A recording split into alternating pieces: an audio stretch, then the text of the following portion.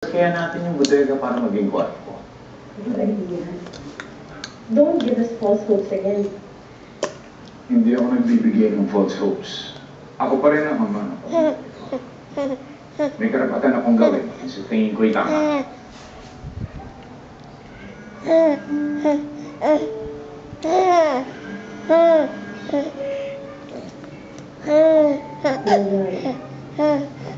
Sorry, later. Late breakfast eh.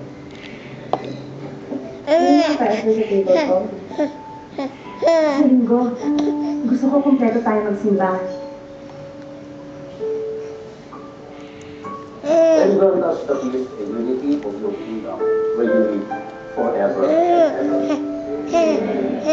The peace of the Lord be with you always. Let us offer each other the sign of peace.